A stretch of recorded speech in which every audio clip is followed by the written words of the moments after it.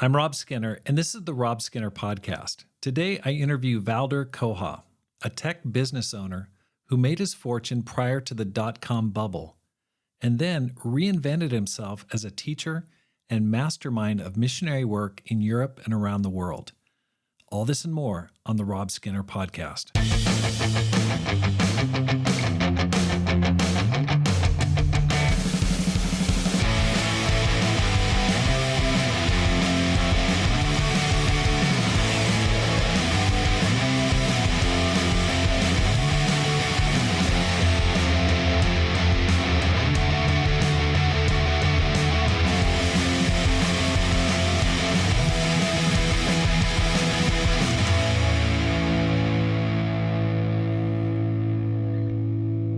Welcome back to the Rob Skinner Podcast. My goal is to inspire you to live a no-regrets life, make this life count, and multiply disciples, leaders, and churches. The Climb Small Church Leadership Conference will be held Wednesday, October 1st through Saturday, October 4th, 2025 in Lansing, Michigan. Please save the date and set your budget to join us at Joel Nagel's home church.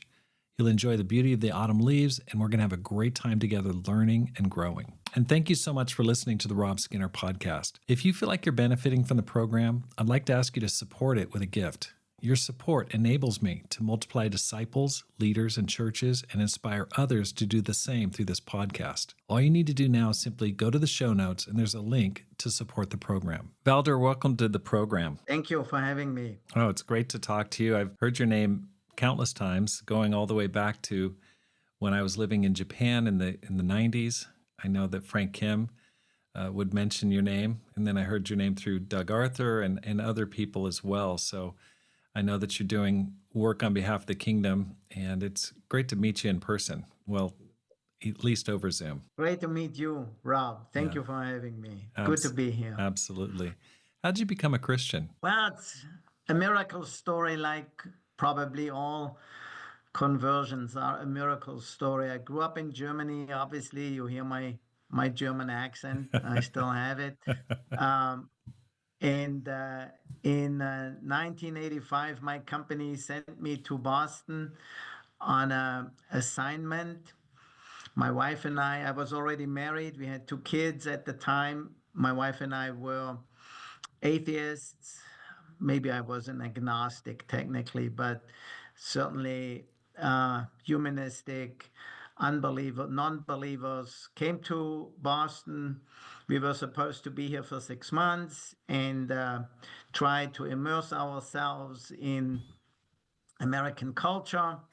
My wife was invited to a Bible discussion group, which we probably wouldn't have gone to in Germany, but because we wanted to practice our language skills and get to know American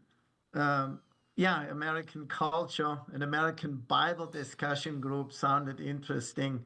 It was in our neighborhood. It actually happened to be in Kip McKean's Bible talk. And we went there. Yeah, and the rest is history. It took us a long time. I mean, especially myself. My wife was more open. She was looking for answers to the big questions in life. I went along with her and eventually studied the Bible with Kip and with another brother back then. And then in 1986, my wife and I were baptized 2 weeks apart. Of course, my wife first, and then I 2 weeks later. Wow. Okay, that's a great story. Okay, and then how long had you and your wife been married at that point? We were married 25 years at the time. We got married. My wife is my college sweetheart. We met running. We were both in a track and field club of the college we went to, and we got married in 1980. And so what did I say? We were married. We were not married for 25 years. We were married for 5 years when we came here. We were married for 5 years, not 25. Okay, so may I ask how old you are? Yeah, I'm 69. Oh, you're 69. Okay. So you're born in 55. 55, yeah. And what's your wife's name? Irene. Irene. Okay. And where are you guys living now? We live in Lexington, Massachusetts. We stayed in Boston or in Lexington, actually. We happened to move to Lexington, which is a story in itself. I think God directed us, of course, without us knowing. And we moved within Lexington a few times, but we are still in Lexington. Wow. So you've been in Lexington this whole time? The whole time. Wow. The whole time in Lexington. Okay. Yeah. Okay. So if you could just give me an overview of your career, you were working for a company then. I know that I've got some questions to ask you about that, but please give me the 30,000-foot view of your career from college up until now. That'd be great. Yeah. Yeah, I went to college in Germany. I have a major, or the equivalent of a mathematics major, computer science minor. Ended up working for a computer company, a German computer company. They had acquired a company in Burlington, Massachusetts, and they were looking for an engineer to go over here, to help facilitate the product transition to Germany. I raised my hand. My wife and I came here. I then quickly got on a management track. The company I worked for was acquired by Siemens, big German company, and I ended up running a research division here in Burlington for Siemens. We had a product that I thought was very promising. It was an internet-based email system. Siemens felt they didn't want to continue it. I proposed to spin it off with a small group of engineers, 5 or 6 engineers. We did a spin-off in 1994. So that was just when the internet was beginning to grow. Big telecommunications companies in the US started to provide internet services. And we just hit that wave. I would like to say we knew it, but we were lucky, or God guided us. We just hit the internet wave. We began a company. We then quickly put together a merger with another company. We called it software.com. To the best of my knowledge, it was the first company with the name .com. Back then, the internet frenzy, the dot-com bubble. The dot-com bubble began to grow, and having a .com name was cool and the right thing to do. We hit it well. We were very successful. It was actually a large-scale email system for very large service providers. So very basic technology today, but it was very important back then because the mostly telecommunications companies needed to build a fast-growing internet service. So we did well. It was a software business. We went public. We grew by leaps and bounds. We merged with another company, phone.com, to get into the mobile business. We created, I think it was one of the largest .com mergers in terms of capitalization, in terms of capital valuation. And we then almost died. The bubble burst. We had to lay off hundreds of people. We landed okay.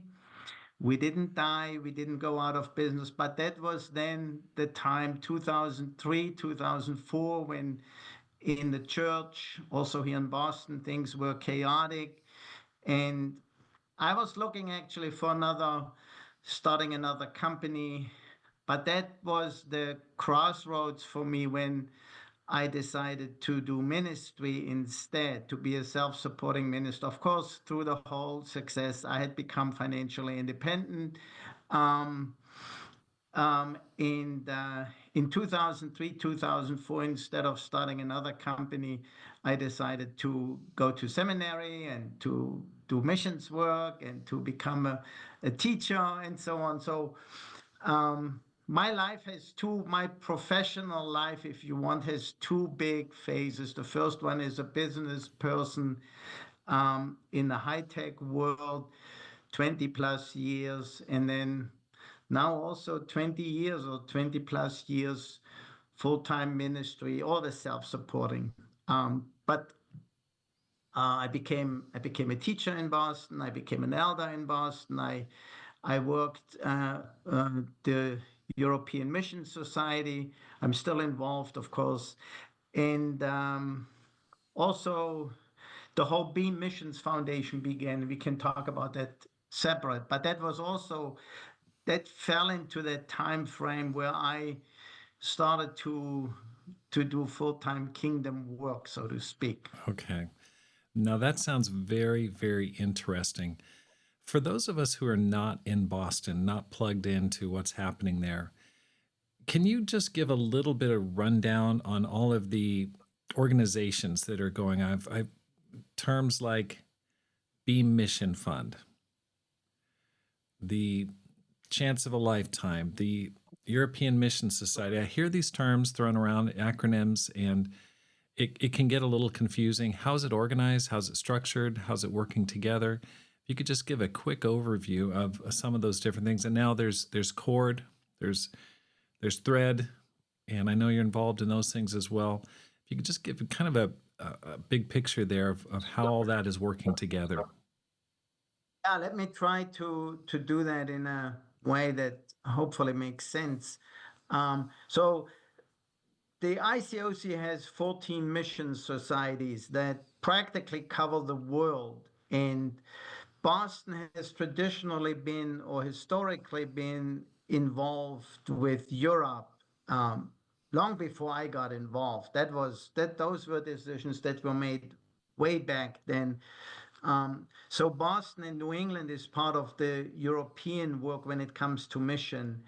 And we named the mission society European Mission Society.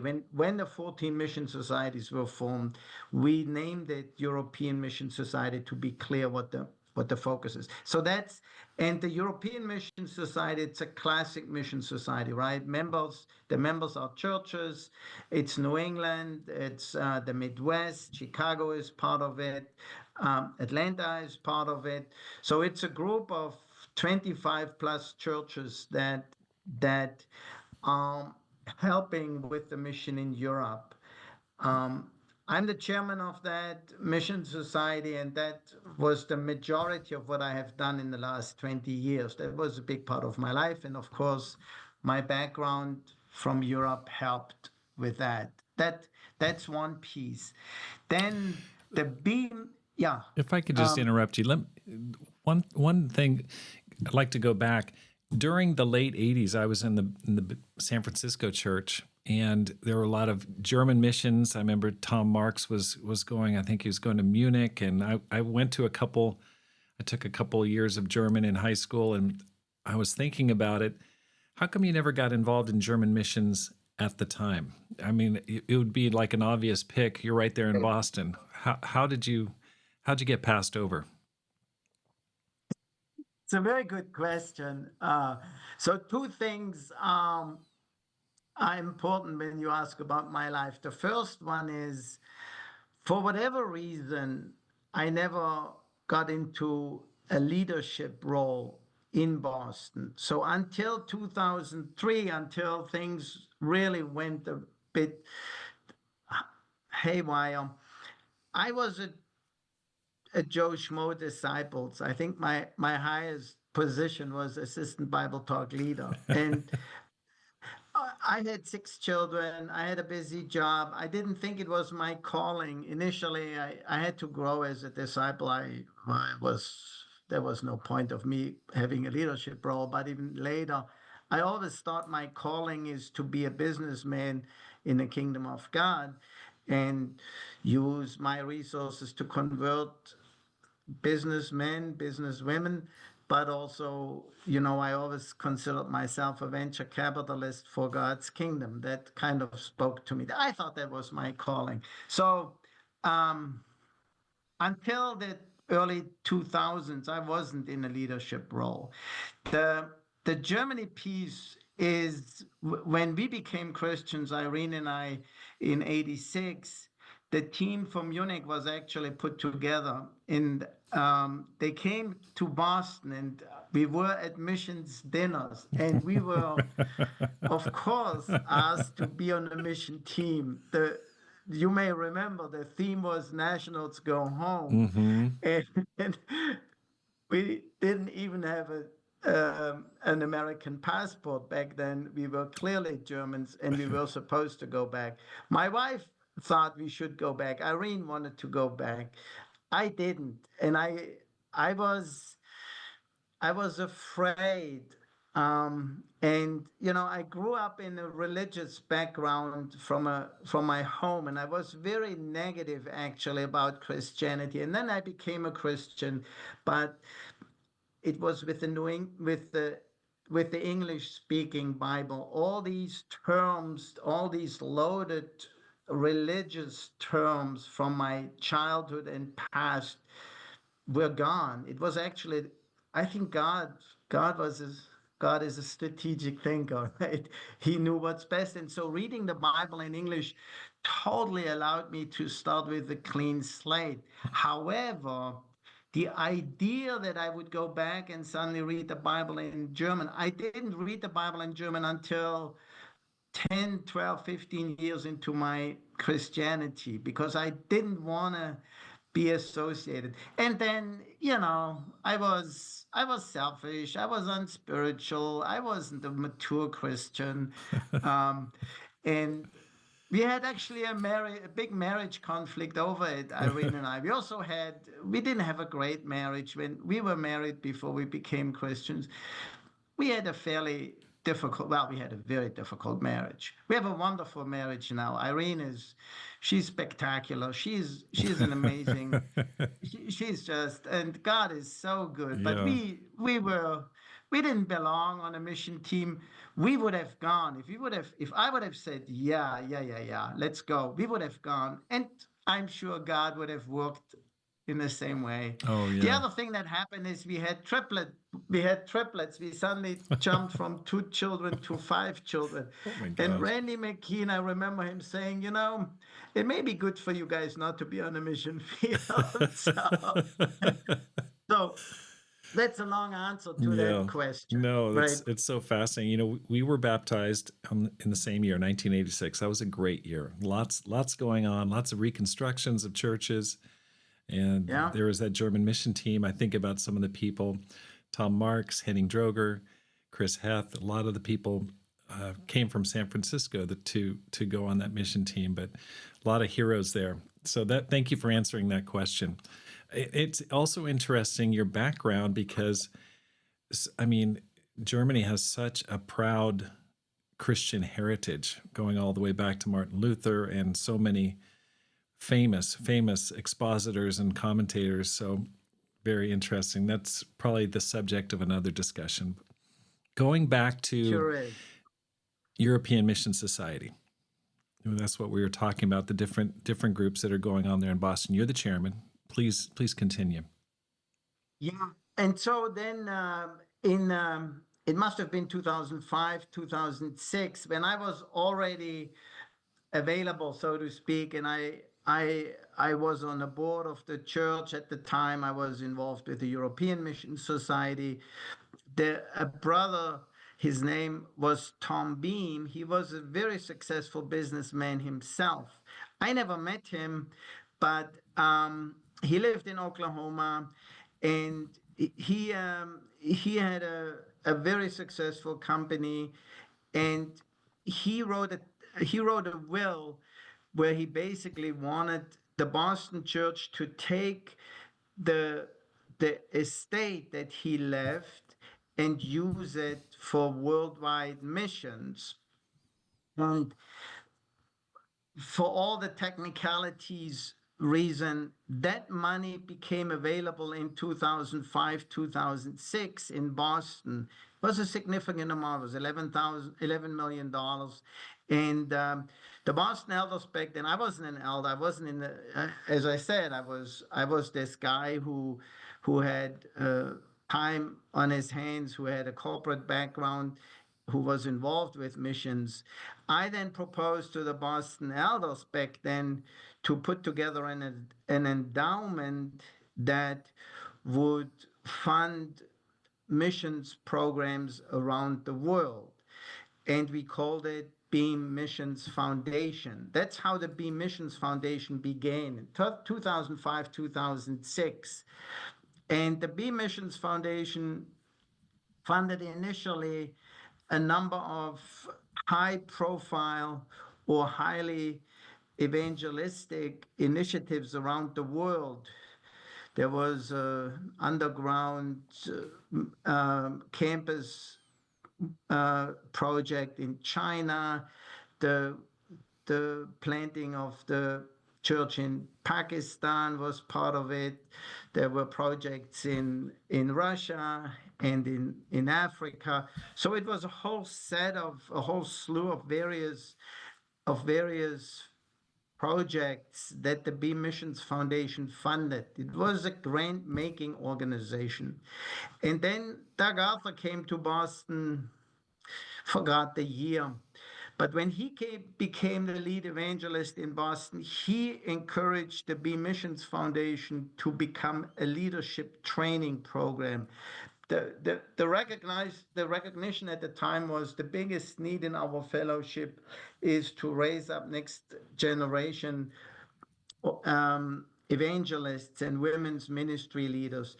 That's when the BMF, the Beam Missions Foundation, shifted from various missions projects around the world to a focused missions training program around the world. And together we built 15 or so school of missions, again in Lagos, Nigeria, and in Moscow, and in Manila. And these were schools. They exist today. Most of them exist today. These are leadership training efforts.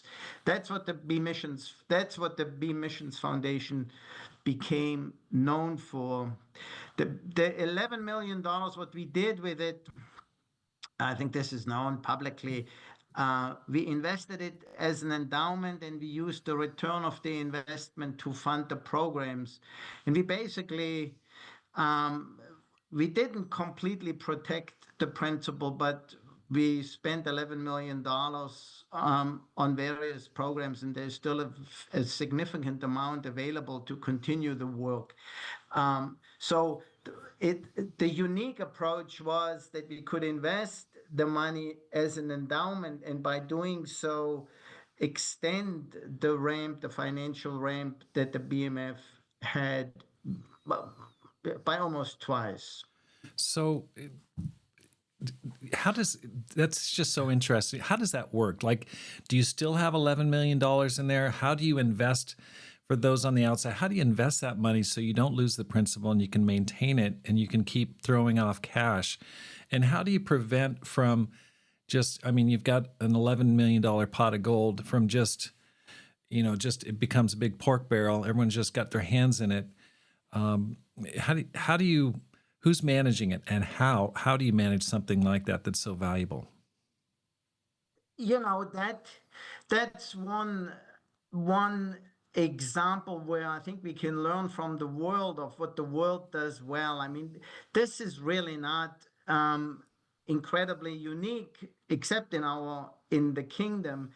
If you look at what colleges do, they do exactly that. They do fundraising, they put together endowments. It's actually where I stole the idea from, if you want, right?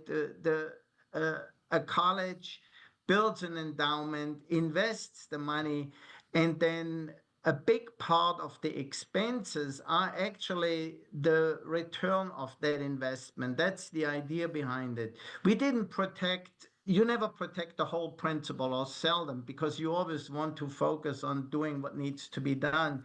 And we did run down some of the principle in the B Missions Foundation as well. But the idea that you suddenly have an opportunity to be strategic because you can fund things long term. You can make long term commitments. If you do missions contribution in the European Mission Society, we take the money and spend it the next year, right? That's what most donors want. They want the money to make a difference. Right. They don't want this. Very few people say, I want to give to an endowment, right? But if you have large amount of large sum donors, you can do that. And they, right? And in this case, it was this one big donor who actually didn't live anymore when we did it. And one day I'll see Tom Beam, Yeah. and I hope he's okay. I I hope he's okay with what we did. I'm I'll sure he ask is. him. I'm sure he is. Okay, so there's that. You've got the B Mission Foundation that's still a force. It still has money in the bank, and CHORD. And if you can talk about CHORD and Thread, I know you're involved in those as well. Yeah. So what happened? The B Missions Foundation, when we kept training people around the world, I also saw, many of the challenges that we have in our fellowship, and I think one of them is that we we haven't done a great job raising up elders and teachers in particular, and so again, make a long story short, the whole idea of an Ephesians 4 uh, team leadership vision that the Bible describes is really an area where I think our fellowship can and should greatly that we should pursue. We should pursue that more holistic vision of New Testament leadership. And the B Mission Foundation morphed into CHORD. CHORD is actually a follow-on organization that consists of the B Missions Foundation and another organization that's called Disciple Center of Education, the DCE.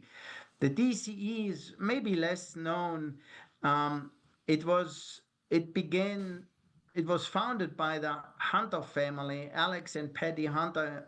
They live near Atlanta, and Alex is a very successful businessman. He's a bit younger than I am, but we are good friends. We know each other. He and Patty are kingdom entrepreneurs. And they had a big heart for teaching per se. That's how we we got in touch with one another. And I got on the board of the Disciple Center of Education. And again, to make a long story short, we realized that the Disciple Center of Education, in promoting teaching ministries, actually fulfilled a missing piece that the BMF wanted to build and didn't have. And so I used my little corporate background in mergers and acquisitions to say, hey, why don't we put these two together? Why don't we do a merger of the two? And the result is CHORD. CHORD is actually the result of a merger, which I know is unfamiliar language in the kingdom, but that's what we did. It's a merger of those two organizations. What were the original parameters of the Beam Mission Fund? What direction did Tom give in his will for the use of those funds? That's a tremendous question that I think it's exemplary, and it shows his faith and it shows his trust in God. And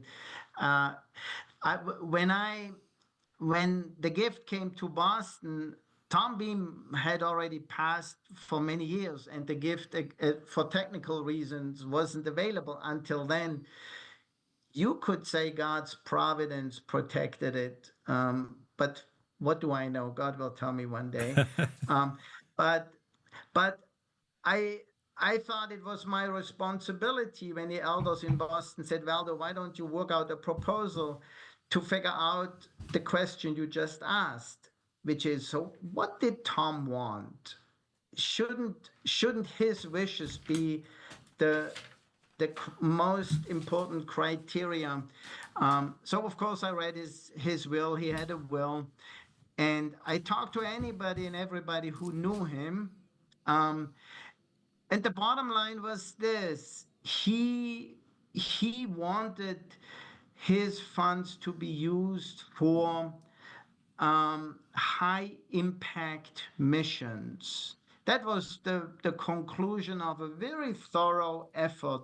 His will was very flexible. His will was very left a lot of room to, because I think he knew that the kingdom is a moving organization. I think he knew that. But he also, the two things were important. He wanted it to go to Boston. The reason of Boston was twofold. The one was Boston had sent 50 plus mission teams to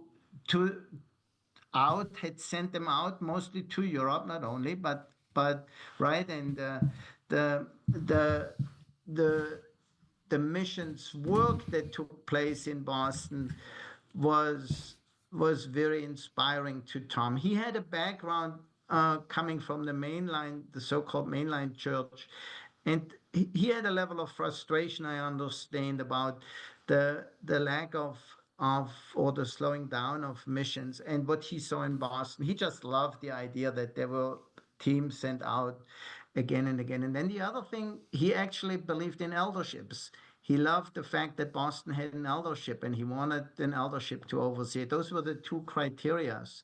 And so, but other than that, it was high impact missions, making a difference in the mission field. So interesting. Now, I would like to just talk to you a little bit. What are you trying to do with CHORD? You're training teachers and elders. You're also the chairman of that as well? Yeah, I'm actually the executive director of CHORD and the chairman right now. Okay, Obviously. Okay, so CHORD encompasses the Beam Mission Fund. It's driven by that. And so CHORD and the DCE and Thread, they're all under one umbrella. Am I understanding that correctly? Exactly. Okay. Yes. Thread is an initiative of CHORD. Okay. It's the School of Missions, the training effort is another initiative of CHORD.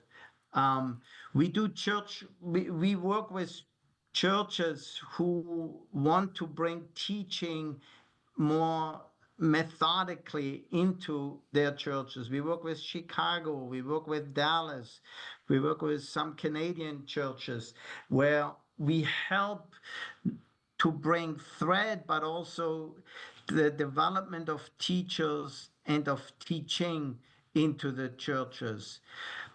CHORD continues the training of evangelists and women's ministry leader. We don't stop that. We don't say, well, we don't need that anymore. Just the opposite. But we feel that the churches in which they train, they should have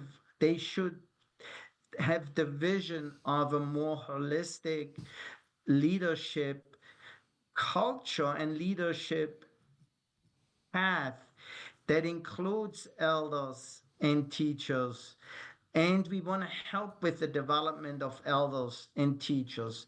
Elder development is obviously more difficult to do than teachers development, because with elders you have to have a pool of people who have the qualifications and the age and all of that. But teacher development is something that we feel is much needed. And we have, for example, we hired Steve Canard full time. Steve Canard is leading teacher training efforts, one of them in the Nordics, another one in India.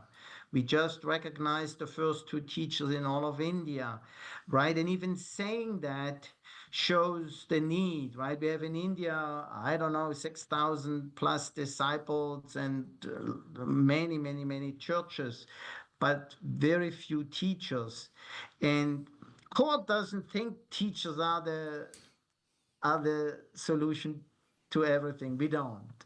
But we think Ephesians 4, a team leadership of all the gifts that are to be found in the New Testament church, that include evangelists, that include teachers, that include elders. It goes beyond that. We want to help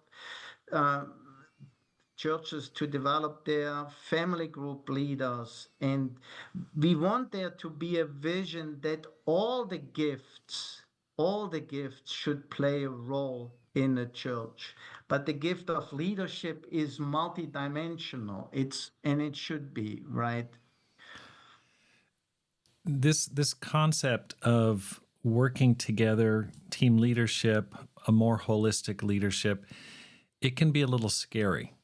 And if you're coming from a smaller church, I've been in churches where things exploded among the evangelist, the elders, and it just was an explosive situation. And there can be fights over power, there can be fights over authority. It can be really, really challenging. And so, in the traditional church, it's much more elder-led, from leading the congregation.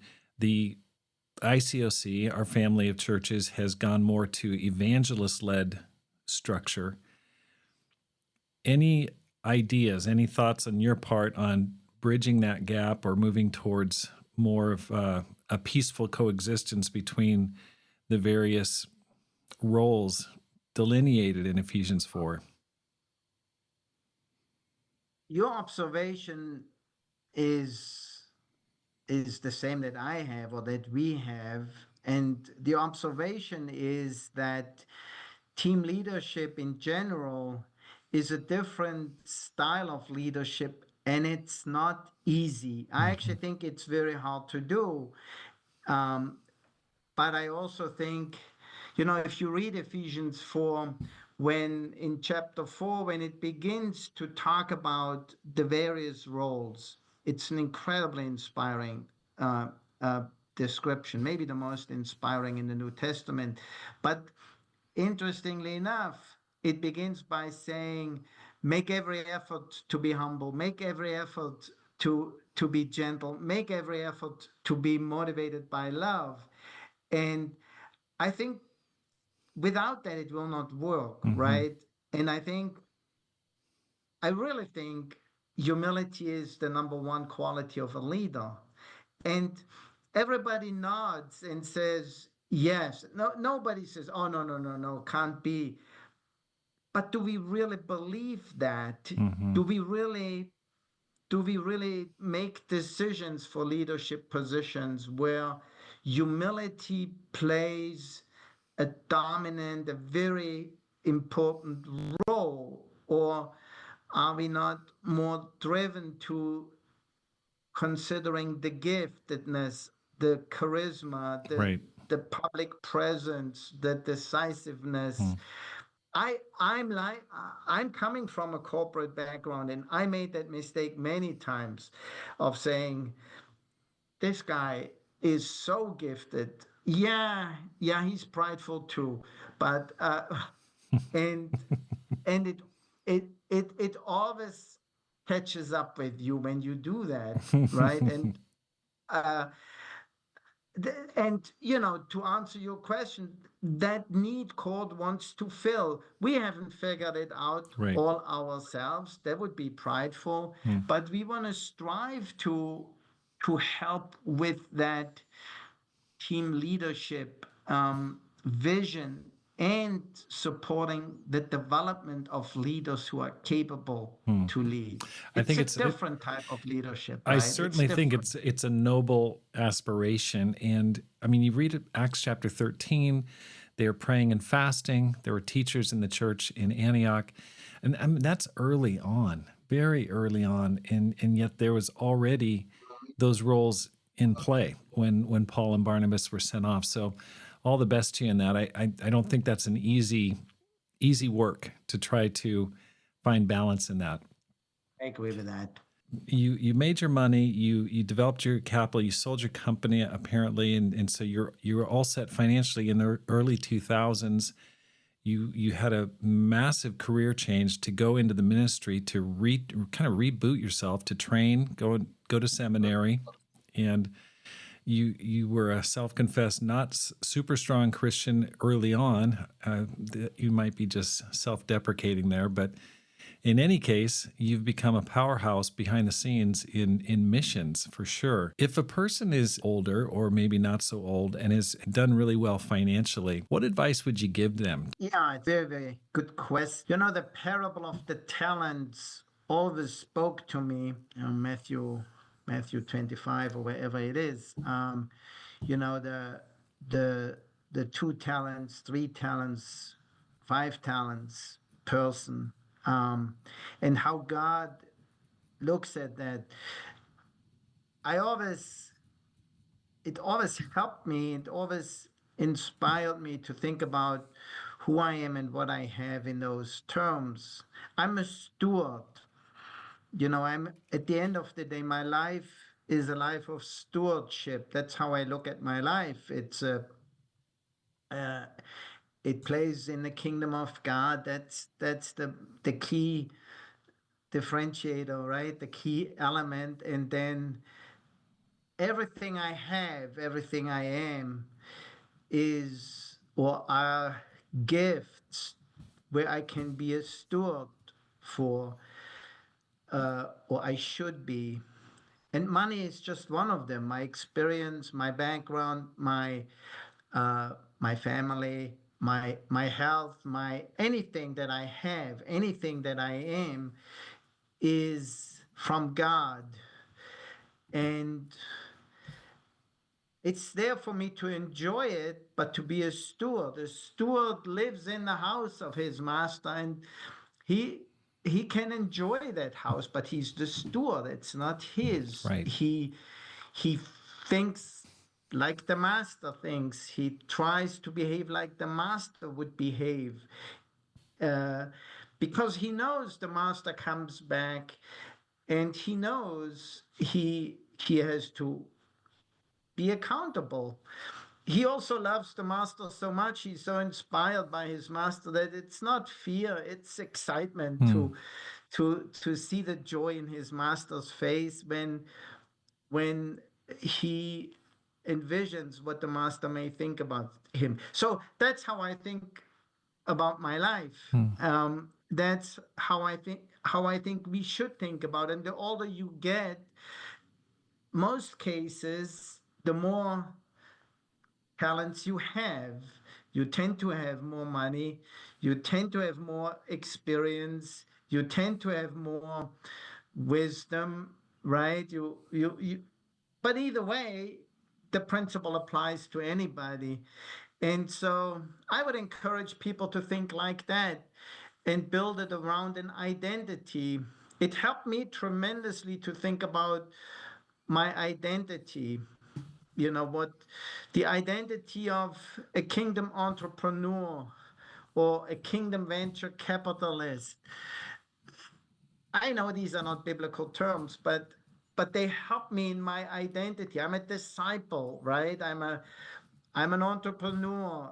I have resources. God gave them. Okay, let me figure out how I can use them in such a way that I think my master would be thrilled. He would be thrilled. Um, and that motivates me. And I think that's a good guide for decision making, right? When you do face Jesus, what would you like him to say to you? You know, of course, I would like for him to say, "Well done, my good and faithful servant." But I thought about it recently, and I want him to say, "It's good to see you, Valdur. I'm glad you made it. I'm glad you are here." Mm, That's good enough. That's good enough. mm. If It's he says on top of that, you know, you messed up quite a bit, and not all your decisions were great, but you tried very hard and you did a whole bunch of stuff that was good. yeah, That would be icing on the cake. that's awesome. What's the worst financial mistake a disciple can make, and what do you consider the best with their money? I think here in America, I think having the wrong perspective on money per se is the biggest risk. And I'm fully aware of the fact that people may look at me and say that's easy for you to say, Valdur. Um, but I think our perspective on money is incredibly important. We underestimate, I think I have, and we tend to underestimate the danger behind money or the danger behind going after money, right? The, the love of money is the root of all evil. Um, I cringe when people say, Irene and I live in a very nice house. We do, and we we um, we are aware of it. When people say, somebody said recently to Irene, Jesus must love you a lot, giving you a house like that. I cringe because I don't think our financial means are a demonstration of God's love for us. I can be grateful for it, and I should be grateful for it, and I should not feel guilty per se. But we don't believe the health and wealth gospel. And there is a health and wealth gospel coming out when people say, even using the word blessing for financial means can be a curse in your Mm-hmm. life. Mm-hmm. There is no guarantee. And Mm-hmm. I, I think it took me a while to get to my perspective about money. Irene is a very non-materialistic person. I'm a lot more tempted with material stuff, even security, even how people look at me.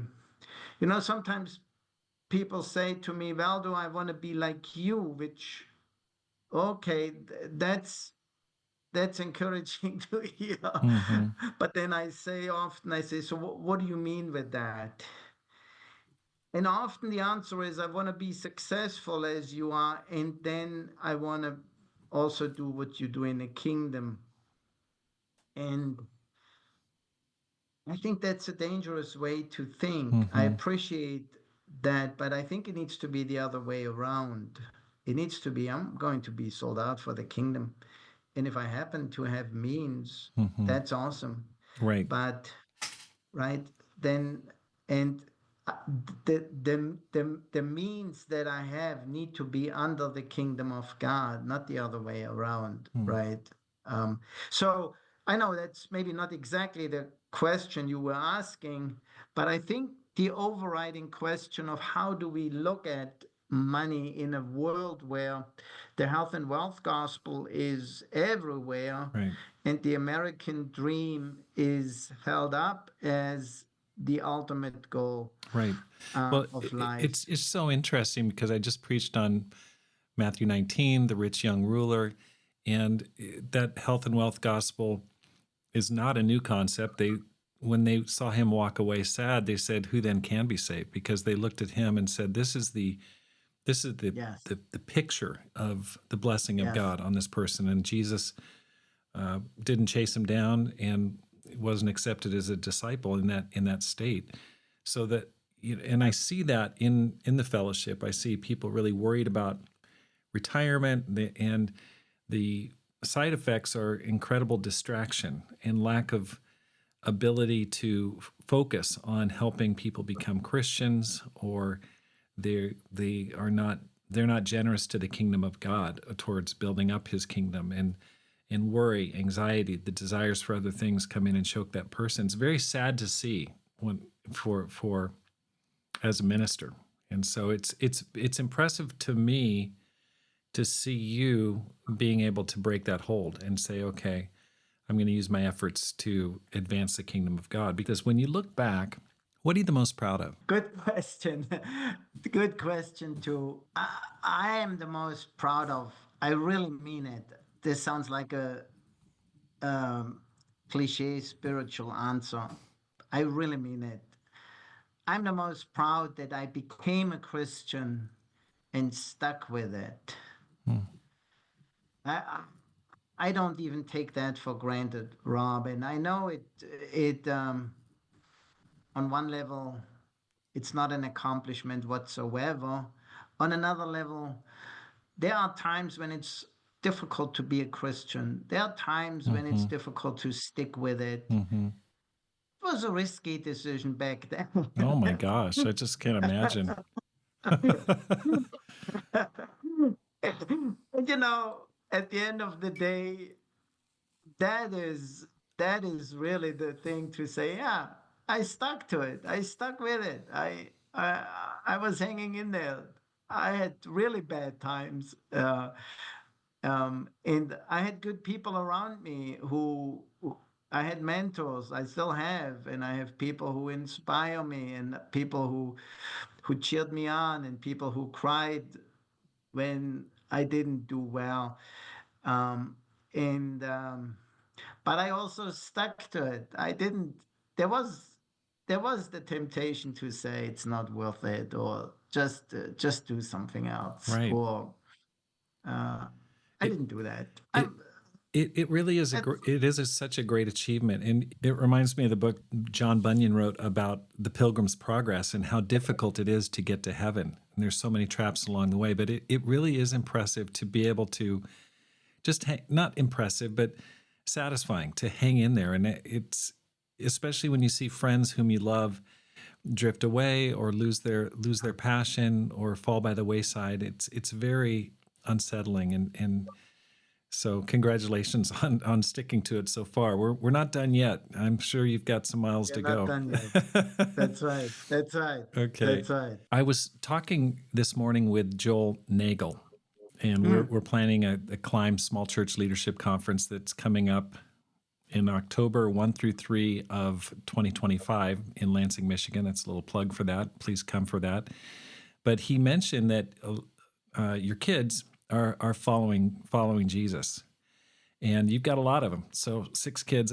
That's pretty impressive right there. Any tips for parents out there who are trying to direct their kids towards Christ? Anything that helped you? Any parenting philosophy that you followed that you found helpful? I consider maybe the greatest gift that all my children became disciples and are disciples. You have already heard me speak about my marriage, and you have heard me speak about the fact that I wasn't always the greatest disciple in the world. And I also wasn't always the greatest dad in the world, for sure. But I think the most important thing, two answers to the question. The one is they have to see your faith the one way or the other. You don't have to be perfect, but they have to see your faith, and I always loved God. I always wanted to do at the end of the day what was right. And then the other thing is, as they get older, you just have to be honest with them. You can't, they figure out that you are faking if you fake. They know it better. right? Yep. They know when you get the call on the way to church. You just argued with your wife, and they sit in the back of the car. Now your elder calls you, and suddenly your voice changes. And how are you doing? Well, I'm doing great, Wyndham. Right? They watch that and they see it, and yeah, that's not good, right? Yeah. Maybe those are the two.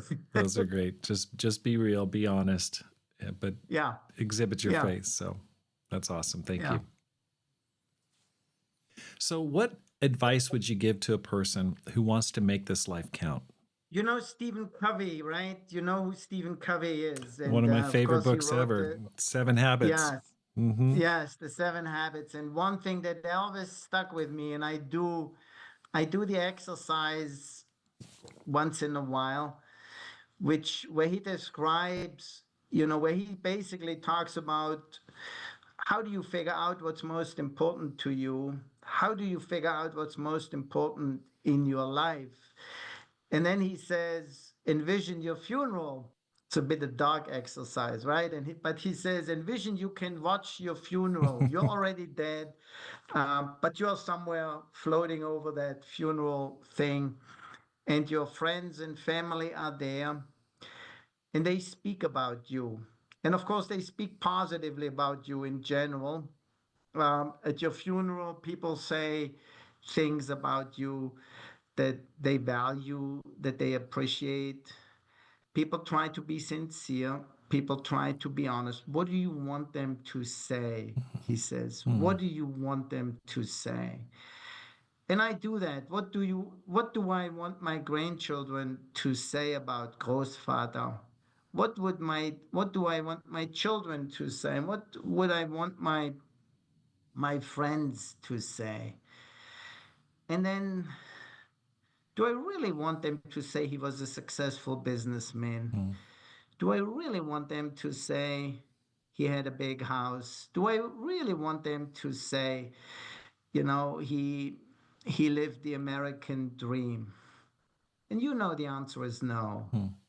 I want them to say, he was a flawed human being, but he had faith. He loved God. He loved his family. He tried to be a good friend to those around him. And he lived as much as he could to his spiritual principles. If people say that, that's a good guidance then to decide what you do, right? What you do with money, or what you do with your time, or what you do with whatever else you have. Right. It helps me. That helps me. That's awesome. Valdur, thank you so much for your time. It's been so interesting to talk to you and fill in the blanks and find out a little bit more about your life and your work. It's very impressive, and I just want to wish you every blessing going forward. Thank you, Rob. Such an honor and such a joy to be with you. Thank you. Thanks for listening. Here's how you can help support the program. First, let your friends know about the podcast. Please tell them. Secondly, read and review one of my books on Amazon, either How to Plant and Grow a Church or Courage, How to Make This Life Count. Simply go to Amazon.com, look up Rob Skinner, and you will find my books right there. Finally, support the program with a gift today. The link is in the show notes, because my goal is to inspire you to make this life count, live a no-regrets life, and multiply disciples, leaders, and churches. Have a great day, and make this life count.